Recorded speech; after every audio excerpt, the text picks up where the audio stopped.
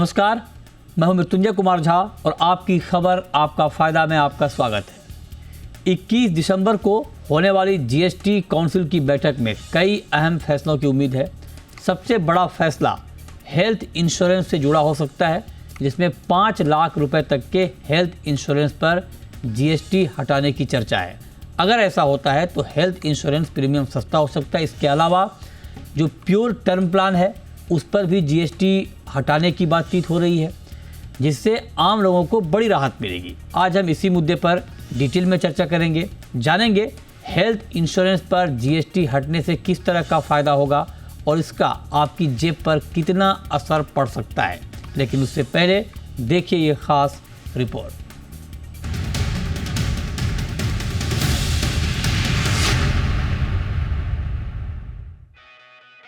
आने वाले दिनों में टर्म और हेल्थ इंश्योरेंस सस्ता हो सकता है। 21 दिसंबर को जीएसटी काउंसिल की बैठक होने वाली है, जिसमें इंश्योरेंस प्रीमियम को लेकर बड़े फैसले हो सकते हैं। जी बिजनेस की एक्सक्लूसिव जानकारी के मुताबिक प्योर टर्म प्लान पर जीएसटी को पूरी तरह हटाया जा सकता है। सूत्रों का कहना है कि 5 लाख रुपए तक के हेल्थ इंश्योरेंस से भी जीएसटी हटाने का फैसला हो सकता है। अभी टर्म प्लान और हेल्थ इंश्योरेंस के प्रीमियम पर 18% जीएसटी चुकाना होता है। अगर जीएसटी हटा दी जाती है तो प्रीमियम 18% कम हो जाएगा। हालांकि 5 लाख रुपए से ज्यादा के कवरेज वाले हेल्थ इंश्योरेंस पर पहले की तरह 18% जीएसटी लगता रहेगा। वैसे भारत में ग्लोबल स्टैंडर्ड के मुकाबले इंश्योरेंस का पेनिट्रेशन कम है और इससे भी कम टर्म इंश्योरेंस का पेनिट्रेशन है। अभी इंश्योरेंस प्रीमियम पर 18% जीएसटी लगता है। वित्त वर्ष 2023-24 के दौरान सरकार को हेल्थ इंश्योरेंस प्रीमियम से 8,263 करोड़ रुपए मिले थे। जीएसटी काउंसिल ने लाइफ और हेल्थ इंश्योरेंस के प्रीमियम पर जीएसटी के बारे में फैसला लेने के लिए 13 सदस्यीय मंत्री समूह यानी जीओएम का गठन किया था। सूत्रों के मुताबिक जीओएम ने भी इंश्योरेंस में जीएसटी पर राहत देने की सिफारिश की है। टर्म इंश्योरेंस प्रीमियम पर 18% जीएसटी खत्म करने से बीमा को अधिक किफायती और सुलभ बनाने में मदद मिलेगी। प्रीमियम सस्ता होने से अधिक लोग टर्म इंश्योरेंस को चुनेंगे। टर्म इंश्योरेंस परिवार के लिए एक महत्वपूर्ण सुरक्षा कवच है। जीएसटी हटाने से देश भर में अनगिनत परिवारों को वित्तीय सुरक्षा बढ़ाने में मदद मिलेगी। दूसरी ओर हेल्थ इंश्योरेंस आज की जरूरत बनती जा रही है। जिस तेजी से मेडिकल सेक्टर में महंगाई बढ़ रही है, वैसे में बिना हेल्थ इंश्योरेंस के गुजारा मुश्किल है। कोरोना के वक्त लोगों को हेल्थ इंश्योरेंस की अहमियत समझ में आई। कोविड ने न सिर्फ बुजुर्गों बल्कि मिलेनियर्स को भी हेल्थ इंश्योरेंस लेने के लिए प्रेरित किया है। एक रिपोर्ट के मुताबिक शहरी इलाकों जैसे दिल्ली, बेंगलुरु और मुंबई में स्वास्थ्य बीमा की मांग में लगभग 321% का इजाफा हुआ है। हेल्थ इंश्योरेंस के प्रति जागरूकता के साथ साथ लोगों में अपने स्वास्थ्य को लेकर भी चिंताएं बढ़ी हैं। एक सर्वे के अनुसार 54% लोग इस बात को लेकर चिंतित हैं कि उनके परिवार के सदस्य गंभीर बीमारी का शिकार हो सकते हैं, जिसके कारण पारिवारिक स्वास्थ्य बीमा की मांग में वृद्धि हुई है। कोविड के बाद इंश्योरेंस के प्रीमियम में भारी बढ़ोतरी देखने को मिली है। ऐसे में न सिर्फ आम लोगों बल्कि सरकार में शामिल शख्सियतें भी प्रीमियम सस्ता करने की मांग करती रही हैं। सबसे पहले केंद्रीय सड़क परिवहन मंत्री नितिन गडकरी ने हेल्थ इंश्योरेंस प्रीमियम पर जीएसटी हटाने की मांग की थी और इस संबंध में वित्त मंत्री को चिट्ठी भी लिखी थी। खुद वित्त मंत्री भी चाहती हैं कि लोगों के लिए सस्ता इंश्योरेंस मिले। ऐसे में उम्मीद है कि 21 दिसंबर को जब जीएसटी काउंसिल की बैठक होगी तो इंश्योरेंस को लेकर अच्छी खबर मिलेगी। ब्यूरो रिपोर्ट, जी मीडिया। और चलिए अब इस पर चर्चा की शुरुआत करते हैं और आज की चर्चा में हमारे साथ हैं एमएस मणि साहब, पार्टनर डिलॉयट इंडिया के, नीलेश साठे हैं, एक्स मेंबर लाइफ IRDAI और पूर्व ED LIC के, और साथ ही हमारे साथ अमित जायसवाल हैं, CFO रॉयल ऑर्चिड होटल्स का। तो आप सभी का बहुत स्वागत है। और मेरा सबसे पहला सवाल MS मणि जी आपसे होगा। सर, बहुत दिनों से चर्चा चल रही है, 21 दिसंबर को ये महत्वपूर्ण बैठक होने जा रही है। आपकी उम्मीद क्या है? आपका जो कैलकुलेशन वो क्या कहता है? क्या प्योर टर्म प्लान, जो हमें खबर मिल रही है कि प्योर टर्म प्लान और 5 लाख तक के हेल्थ इंश्योरेंस पर जीएसटी को हटाया जा सकता है, आपका कैलकुलेशन सपोर्ट कर रहा है सर इसको? बिल्कुल। देखिए, पहली बात ये समझनी है कि हेल्थ इंश्योरेंस और प्योर टर्म प्लान के ऊपर अभी जो उम्मीद रख रहे हैं कि फैसला हो जाएगा 21 तारीख को, इसके ऊपर काफ़ी दिनों से चर्चा हो रही है। मेरे हिसाब से तो, मेरे अनुमान से तकरीबन 1 साल से चर्चा हो रही है। अब इसके डिजायरेबिलिटी के ऊपर या इसकी ज़रूरत के ऊपर तो कोई बहस हो ही नहीं सकता है, क्योंकि हमें सब पता है कि बहुत हद तक हमारे कंट्री अंडर इंश्योर्ड कंट्री है और जितनी इंश्योरेंस लोगों को लेनी चाहिए उतनी इंश्योरेंस लोग लेते नहीं हैं। हाँ। हेल्थ इंश्योरेंस का जो मुद्दा है, आपने सही बताया कुछ वक्त पहले कि कोविड के बाद में लोगों में ये ज़रूरत महसूस की, सब लोगों ने ज़रूरत महसूस की कि हेल्थ इंश्योरेंस की कवरेज उनको मिल जाए।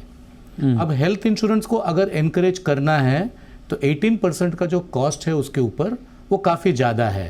तो अगर कोई हेल्थ इंश्योरेंस प्रीमियम दे रहे हैं और उनका प्रीमियम 10,000 रुपये बनता है तो जीएसटी के वजह से वो 11,800 रुपये बन जाता है। तो हेल्थ इंश्योरेंस की जो कॉस्ट है उसके ऊपर जीएसटी लोड करना और इसकी जो एग्जेम्पशन है ये बहुत ही एसेंशियल है हेल्थ इंश्योरेंस की जो सेक्टर है इसको आगे बढ़ाने के लिए और इसकी कवरेज बढ़ाने के लिए। तो इस पे भी मेरे हिसाब से कुछ सेफगार्ड रहेंगे कि कितना कवरेज होगा, कितना प्रीमियम होगा जो जीएसटी से शायद एग्जेम्प्ट हो या टैक्स हो लोअर रेट पे, क्योंकि अगर जीएसटी एग्जेम्प्ट हो जाती है तो जो इंश्योरेंस कंपनीज रहेंगे उनको इसके ऊपर इनपुट टैक्स क्रेडिट की फैसिलिटी नहीं मिलेगी। इसलिए अगर सरकार ये चाहती है कि उनको इनपुट टैक्स क्रेडिट की फैसिलिटी मिले रहे तो उनको इसको लोअर रेट पे लेके आना चाहिए 5% पे शायद। पर अगर वो एग्जेम्प्ट हो जाती है पूरी तरीके से फिर हेल्थ इंश्योरेंस के रिलेटेड जितने एक्सपेंसेस हैं इंश्योरेंस कंपनीज के उन एक्सपेंसेस के ऊपर उनको इनपुट टैक्स क्रेडिट की रेस्ट्रिक्शन आ जाएगी जो वो भी नहीं चाहेंगे और जो इवेंचुअली कस्टमर का जो कॉस्ट है उसको बढ़ा देगा। ये आपने मेरे हिसाब से हेल्थ इंश्योरेंस के ऊपर एक तो एग्जेम्पशन हो सकती है कुछ हद तक, उससे ज़्यादा लोअर रेट ऑफ टैक्स ज़्यादा लागू रहेगी और ज़्यादा बेनिफिशियल रहेगी सब लोगों को। अच्छा, तो आप कह रहे हैं कि मतलब जीएसटी पूरी तरह से हटाने की जगह उसको अगर लोअर कैटेगरी में लाया जाता है तो आप कह रहे हैं कि सबके लिए ठीक रहेगा। लेकिन नीलेश साठे जी, मैं आपसे पूछना चाहता हूं सर, एक डर लोगों के मन में है और जिसकी तरफ इशारा अभी मणि जी ने भी किया कि अगर मान लीजिए जो हमें जानकारी मिल रही है कि 5 लाख तक का जो हेल्थ का इंश्योरेंस होगा उस पर जीएसटी पूरी तरह से हटा ली जाएगी और प्योर टर्म प्लान को भी जीएसटी के दायरे से बाहर कर लिया जाएगा। अगर ये होगा तो क्या इस बात का डर है कि फिर इंश्योरेंस कंपनियां इंश्योरेंस ही महंगा कर दे? नहीं, ये कोई संभावना नहीं है, क्योंकि इंश्योरेंस प्रीमियम को इंश्योरेंस कंपनीज को जो इनपुट टैक्स क्रेडिट मिलता है वो नहीं मिलेगा, ये बात ठीक है। मगर ये टर्म इंश्योरेंस का प्रीमियम इतना कम होता है। अब देखिए, आप एडवर्टीजमेंट देखते होंगे कि अगर 25 साल का बच्चा है उसको 1 करोड़ का बीमा लेना है टर्म इंश्योरेंस का, तो उसका 10,000 में बीमा होता है। अब 10,000 पे क्या इनपुट टैक्स क्रेडिट आएगा? 10,000 पे वैसे भी 1,800 रुपये आ रहा था। ये कोई बड़ी बात नहीं है। उसका premium itself will be hardly 1% of the sum assured. तो कहने का मतलब ये है कि इसके कारण प्रीमियम बढ़ेगा, ये संभावना नहीं लगती है। प्रीमियम क्यों बढ़ता है? जब क्लेम एक्सपीरियंस एडवर्स होता है तो प्रीमियम बढ़ता है। और इसका भी काफी हद तक रीइंश्योरेंस किया जाता है। टर्म इंश्योरेंस का जो premium total risk sum at risk जो कहते हैं, वो इंश्योरेंस कंपनीज को अपने किसी कैपिटल वगैरह का हिसाब रखते हुए, सॉल्वेंसी का हिसाब रखते हुए किसी सीमा तक ही वो बेयर कर सकते हैं। उसके बियॉन्ड अगर रिस्क आती है तो वो रीइंश्योर करते हैं रीइंश्योरेंस कंपनीज के पास। अब रीइंश्योरेंस कंपनीज का प्रीमियम तो बढ़ने वाला नहीं, क्योंकि उनके लिए तो कोई इससे ये कैलकुलेशन तो था ही नहीं पहले ना। तो इसलिए कहने का मतलब ये है, ये संभावना बहुत कम है। और क्लेम एक्सपीरियंस भी अनफेवरेबल होने की संभावना भी बहुत कम है, क्योंकि एक तो मेडिकल फैसिलिटीज बढ़ रही है, लॉन्जिविटी बढ़ रही है, तो उसके कारण क्लेम एक्सपीरियंस एडवर्स नहीं होगा। On the contrary 18% was atrocious rate of interest. इतना ज़्यादा जीएसटी का रेट लगाना हेल्थ इंश्योरेंस पे और टर्म इंश्योरेंस पे ये कतई ठीक नहीं था। तो सर, आप जब ये बात कह रहे हैं कि आप ये बात कह रहे हैं साठे जी की मतलब 18% जीएसटी लगाना कतई ठीक नहीं था, तो ये कतई ठीक आपको सिर्फ 5 लाख तक की लिमिट पे दिख रहा है या आपको लगता है कि इसको और बढ़ाना चाहिए? भाई 10 लाख का भी अगर कोई हेल्थ इंश्योरेंस ले रहा है तो उनको भी जीएसटी में छूट मिलनी चाहिए। देखिए, सच कहा जाए तो हेल्थ जो है ये सेंट्रल गवर्नमेंट के दायरे में आता है और ये प्रोवाइड करना सेंट्रल गवर्नमेंट की रिस्पॉन्सिबिलिटी है कि every citizen should have all health facilities available free of cost और एट रीजनेबल रेट, मगर वो दे नहीं पा रहे, तो कम से कम ये तो मत चार्ज करो। जो अपने जेब से प्रीमियम भर रहा है उसको और आप टैक्स कर रहे हो, वो भी 18% से। अगर 5 लाख तक की सीमा दी तो क्या है कि करीबन 70% के लोग जो है उनको राहत कवर हो जाएंगे। ठीक बात है, दैट इज फेयर इनफ। ठीक है, तक हाँ। राहत राइट। तो आप कह रहे हैं कि 70% लोग कवर हो जाएंगे अगर 5 लाख तक के इंश्योरेंस पे भी राहत मिलती है तो। लेकिन अब मणि जी, एक सवाल मैं आपसे पूछना चाह रहा हूँ, कुछ लोग ये जानना चाहते हैं कि ये 5 लाख की लिमिट होगी, राइट? अगर मान लीजिए अगर किसी के पास 10 लाख का हेल्थ इंश्योरेंस है, या कोई 10 लाख का हेल्थ इंश्योरेंस या 15 लाख का हेल्थ इंश्योरेंस लेना चाहता है, तो क्या उनको पूरा 18%, जो अभी तक के खबर के मुताबिक, डिसीजन क्या होगा ये अभी कहना जल्दबाजी है, लेकिन अगर ऐसा होता है तो क्या 10 लाख के इंश्योरेंस वालों को या 15 लाख के इंश्योरेंस वालों को 18% की पूरी जीएसटी देनी होगी, या 5 लाख तक 0 जीएसटी, उसके बाद 18% लगेगा सर, अगर ये डिसीजन होता है तो? देखिए, पहली बात यह है कि 18% किस हद तक होगा, 5 लाख तक होगा, 10 लाख तक होगा? मैं तो अभी 5 लाख एज्यूम करके चल रहा हूँ सर, 5 लाख के हिसाब से पूछ रहा हूँ आपसे। हाँ, अभी 5 लाख, बिल्कुल बिल्कुल। पर इसमें 2 पॉइंट आपको ध्यान रखने हैं। पहली बात है इक्विटी की, और दूसरी बात है जीएसटी पॉलिसी और लॉ की। इक्विटी का जहाँ तक सवाल है, इक्विटी ये कहता है कि हेल्थ इंश्योरेंस प्रीमियम के ऊपर कोई जीएसटी लोड नहीं किया जाए, इररिस्पेक्टिव ऑफ द अमाउंट। पर जहाँ तक जीएसटी पॉलिसी का सवाल है, अगर ये एग्जेम्पशन वाइड स्प्रेड हो जाती है तो ये मुश्किल हो जाएगा। पर अभी तक जितने प्रोडक्ट कैटेगरीज और सर्विस कैटेगरीज हमने देखे हैं, उसके हिसाब से अगर हेल्थ इंश्योरेंस प्रीमियम के ऊपर 5 लाख तक जीएसटी एग्जेम्प्ट रहेगा, तो अगर कोई 10 लाख रुपए की लेता है जीएसटी, तो वो 2 तरीके से ले। एक तो लेके एक पॉलिसी पहले ले ले 5 लाख रुपए का, जिसमें वो कंप्लीट एग्जेम्पशन मिले, और दूसरा जो पॉलिसी रहेगा वो additional add on cover 5 lakh का, जिसके ऊपर उनको जीएसटी भरना पड़े। या अगर वो टोटल ले लेते हैं 10 लाख के ऊपर, तो शायद उनको पूरे जीएसटी टैक्सेबल अमाउंट के ऊपर जीएसटी भरना पड़े। ये कैलकुलेशन ये आपने अच्छा बताया। इंश्योरेंस पर हमारी चर्चा जारी है, क्योंकि बात हो रही है कि होटल को लेके भी, रेस्टोरेंट को लेके भी कुछ फैसले हो सकते हैं। 7,500 प्लस रेंट वाले होटलों के रेस्टोरेंट आईटीसी पर फैसला संभव है इनपुट टैक्स क्रेडिट पर, और रेस्टोरेंट तय कर पाएंगे कि 5% वो इनपुट टैक्स क्रेडिट बिना जीएसटी दें या 18% आईटीसी के संग। तो आप लोग क्या तय करेंगे सर? जायसवाल जी। सर, सबसे पहले मैं ये बोलना चाहूंगा कि ये जो हमें हर जिस चीज पे जीएसटी लगता है उसको पहले ये डिसाइड करना चाहिए कि whether it is a necessity या लग्जरी। ओके, तो आज की डेट में अगर आप देखें तो होटल जो है ये एक नेसेसिटी बन गया। आज से 20 साल पहले नहीं था, लेकिन आज की डेट में होटल जो है नेसेसिटी बन गया।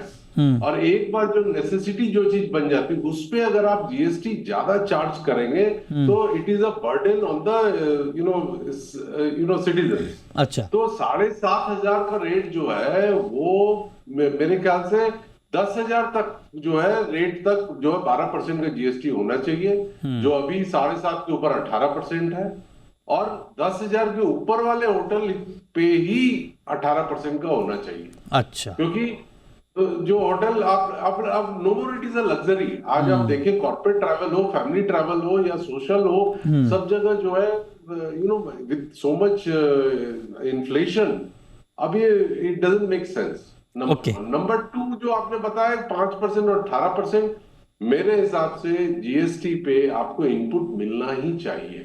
अगर 5% हो, 18% या 12%, आपको इनपुट क्रेडिट मिलना चाहिए, बिकॉज आप पे करके फिर जो आप ले रहे हैं। अच्छा, गवर्नमेंट डबल टैक्सेशन है। अगर आप इनपुट नहीं दे रहे मतलब आप डबल टैक्स कर रहे हैं। राइट, ये आपने इंपॉर्टेंट बात कही। चलिए, अब वक्त है ब्रेक का, लेकिन ब्रेक के बाद इस खबर पर और भी बहुत सारे सवाल हैं। तुरंत लौटते हैं, चर्चा जारी है।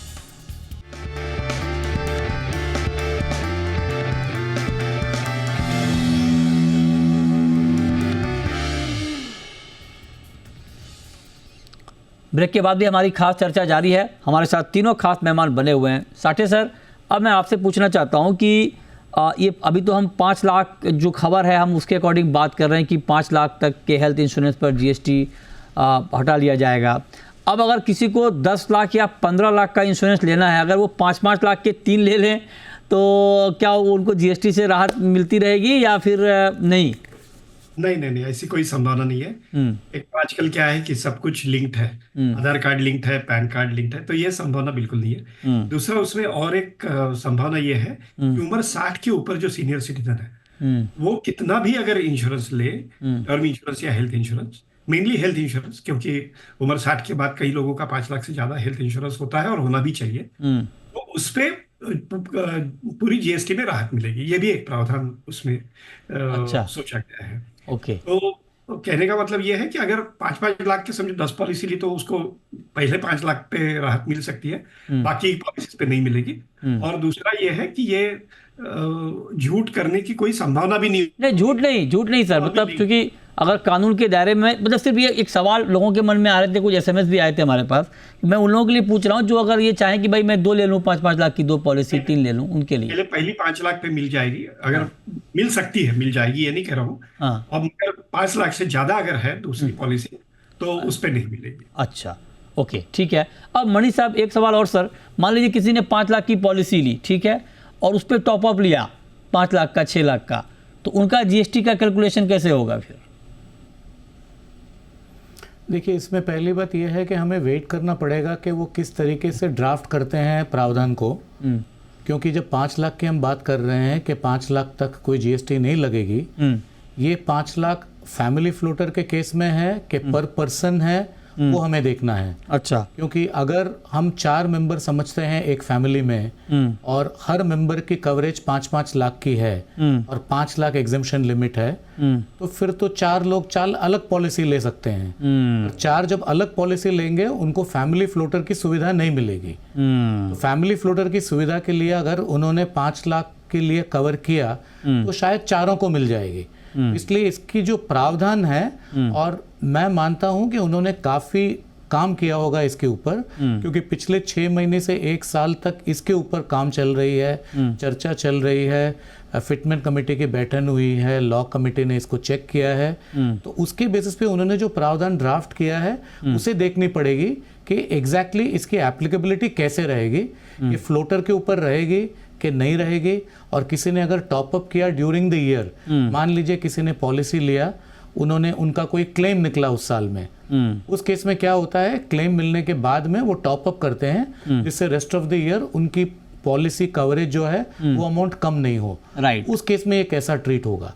इन चीजों के लिए हमें वेट करना पड़ेगा कि 21 तारीख को इसकी प्रोविजंस निकल जाए। ओके, ये ठीक बात है कि हमें थोड़ा वेट करना पड़ेगा। लेकिन साठे सर, एक सवाल और कि मान लीजिए जिस तरह से हम पॉलिसी की बात कर रहे हैं कि क्या इसमें रूल रेगुलेशन होंगे, वो तो बाद में पता चलेंगे, लेकिन मैं ये जानना चाह रहा था कि जब हम ये 5 लाख की बात कर रहे हैं, आपके हिसाब से क्या अगर ऐसा होता है तो आपको लगता है कि एक बड़ा बूस्ट आएगा इंश्योरेंस सेक्टर में, ज़्यादा लोग हेल्थ इंश्योरेंस लेंगे, इस बात की संभावना आपको दिख रही है? 18% सीधे सस्ता हो जाएगा इंश्योरेंस?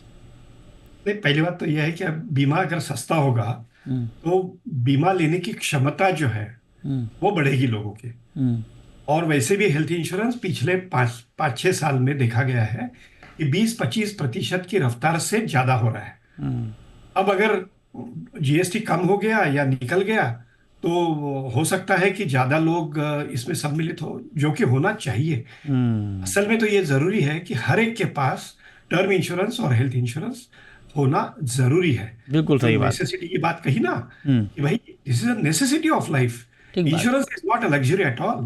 तो इसलिए जब जरूरत है, जब नेसेसिटी है, तो हर एक के पास होनी चाहिए और उस पर कोई टैक्स नहीं लगना चाहिए। दोनों चीजें हैं। तो इसलिए 5 लाख तक का ठीक है सीमा। वैसे भी आपको मालूम होगा कि आयुष्मान भारत की पीएम सीनियर के लिए जो योजना बनाई है वो 5 लाख की है ही। तो उसके साथ अगर और कोई 5 लाख लेता है तो 10 लाख की सीमा मर्यादा, मुझे लगता है 70-75% लोग उसमें कवर हो जाएंगे। सीनियर सिटीजन तो बहुत सारे हो जाएंगे। अच्छा, ठीक बात है। तो ये मुझे लगता है कि काफी हद तक ठीक है, ठीक होगा। ठीक है। अच्छा मणि सर, आप जरा बताइए सर कि ये जो होगा, हालांकि हमें 21 को पता चलेगा, लेकिन क्या ये रेट्रोस्पेक्टिव होगा? मतलब मैं ये जानना चाहता हूँ कि जो लोग ऑलरेडी जो इंश्योर्ड हैं, जिन्होंने इंश्योरेंस लिया हुआ है और वो अभी जीएसटी के साथ प्रीमियम पे कर रहे हैं, अगर ये डिसीजन होता है तो क्या उनको भी नेक्स्ट प्रीमियम पे जीएसटी में छूट मिलेगी या सिर्फ जो नए इंश्योरेंस लेंगे उनको छूट मिलेगी? नहीं, देखिए जीएसटी जो है वो ट्रांजैक्शन बेस्ड टैक्स है, इसलिए जिन्होंने पॉलिसी ले ली है इस साल के लिए और जिन्होंने प्रीमियम भर दिया है उनको तो उनका रिफंड जो है उसको वो नहीं मिलेगा। जो उन्होंने प्रीमियम भरा है विद जीएसटी वो गवर्नमेंट की इनकम हो चुकी है। पर अगर वो पॉलिसी रिन्यूअल के लिए आती है इसकी जो नोटिफाइड डेट है उसके बाद में, तो मान लीजिए इसमें अगर उन्होंने नोटिफाई कर दिया कि 1 जनवरी 2025 से लेकर ठीक, जो भी 5 लाख के ऊपर हेल्थ इंश्योरेंस पॉलिसी आएगी उसमें जीएसटी एग्जम्प्ट है। तो अगर कोई पॉलिसी रिन्यू भी हो गई 1 जनवरी 25 के बाद में उसके ऊपर कोई जीएसटी नहीं लगेगा। अच्छा, इस पे उनको नए पॉलिसी लेने की जरूरत नहीं है। ठीक है। रिन्यूअल पे भी अप्लाई होगा। हाँ। पर ये अप्लाई होगा सिर्फ प्रोस्पेक्टिव बेसिस में जहां पर कोई जीएसटी पे कर रहा है आफ्टर 1 जनवरी 25, मान लीजिए वो इफेक्टिव डेट है। हाँ, नहीं सर ठीक, ये आपने अच्छा बताया। तो क्या हम ऐसा कह सकते हैं कि अगर मान लीजिए मेरे पास, मैं आम ऑडियंस के लिए सवाल पूछ रहा हूँ कि मान लीजिए मेरे पास 5 लाख का हेल्थ इंश्योरेंस है और टर्म प्लान है 1 करोड़ का अभी, जिसमें मैं जीएसटी पे कर रहा हूँ और इसका प्रीमियम मैं हर महीने या मान लीजिए हर साल पे कर रहा हूँ, तो अगर ये डिसीजन आ जाता है कि 18% जीएसटी अब नहीं लगेगी, तो क्या उसके बाद का जो हमारा प्रीमियम जाएगा, बेशक हमारी पॉलिसी 2 साल 4 साल 5 साल पहले की हो, लेकिन नेक्स्ट प्रीमियम पे ये नोटिफाई होने के बाद का जो प्रीमियम होगा उस प्रीमियम पे हमें जीएसटी नहीं देना होगा सर, ना तो टर्म प्लान पे ना हेल्थ इंश्योरेंस पे, राइट सर? बिल्कुल। तो इसमें ये वो एक इफेक्टिव डेट नोटिफाई करेंगे जिस डेट से ये नया कानून जो है वो लागू होगा। तो जिस डेट से ये नए प्रावधान इफेक्टिव हो जाएंगे उस डेट के बाद में जो भी आप प्रीमियम भरेंगे उसके ऊपर, इसीलिए मैंने कहा क्योंकि जीएसटी ट्रांजैक्शन बेस्ड टैक्स है, राइट। तो जो ट्रांजैक्शन ऑफ इंश्योरेंस है वो अगले महीने 2 महीने 3 महीने आ जाए, भले ही पॉलिसी पहले लिया हो, उससे कोई फर्क नहीं पड़ता है। कोई फर्क नहीं पड़ेगा, राइट। ये बहुत साफ है कि जो दर्शक हमें देख रहे हैं वो समझ लें कि अगर होगा तो आगे का जो आपका प्रीमियम होगा उस पर जीएसटी नहीं लगेगा अगर ये डिसीजन आ जाता है तो। अब जायसवाल जी, आपसे मैं एक बात जानना चाहूँगा सर कि आपके हिसाब से क्या फार्मूला पूरे होटल सेक्टर के लिए जीएसटी का होना चाहिए जो विन विन फॉर ऑल हो, आपके लिए भी, कंज्यूमर के लिए भी, सरकार के लिए भी? सी, अभी जो फॉर्मूला है प्रेजेंटली 12% है 7,500 के नीचे का टैक्स और 7,500 के ऊपर 18% है। तो मेरे हिसाब से 7,500 को 10,000 पे ले जाना चाहिए। 12% से आप कंटिन्यू रखिए, नो प्रॉब्लम। और जहां तक एफएनबी की बात है उसको लेवल प्लेइंग फील्ड देना चाहिए। आज जो रिकॉग्नाइज्ड या ब्रांडेड होटल है हमें चार्ज करना पड़ता है 18% tax on food and beverage input लेने के लिए, तो बाहर में जो चौल्ट्री है, जो केटरर्स है, वो 5% चार्ज करते हैं बिकॉज वो काफी सारा एडजस्टमेंट कर सकते हैं, हम नहीं कर सकते हैं। तो मेरे हिसाब से सबको लेवल प्लेइंग एक फील्ड देना चाहिए ताकि हम कॉम्पिटिटिव रहे और ज्यादा से ज्यादा लोग टैक्स स्ट्रक्चर में आए, ज्यादा से ज्यादा लोग टैक्स पे करें, तो ओवरऑल टैक्स कलेक्शन गवर्नमेंट का बढ़ेगा, कमेगा नहीं। ये मेरी संभावना है। बहुत शुक्रिया जायसवाल जी आपका, MS मणि जी आपका और साठे जी आपका हमारे साथ आज की इस खास चर्चा में जुड़ने के लिए और डिटेल में बताने के लिए कि अगर ये फैसला होता है तो कितना बड़ा इम्पैक्ट इसका ओवरऑल कंज्यूमर पे आएगा और इंश्योरेंस सेक्टर पे आएगा। छोटा सा ब्रेक के बाद भी खबरें जारी हैं। नमस्कार।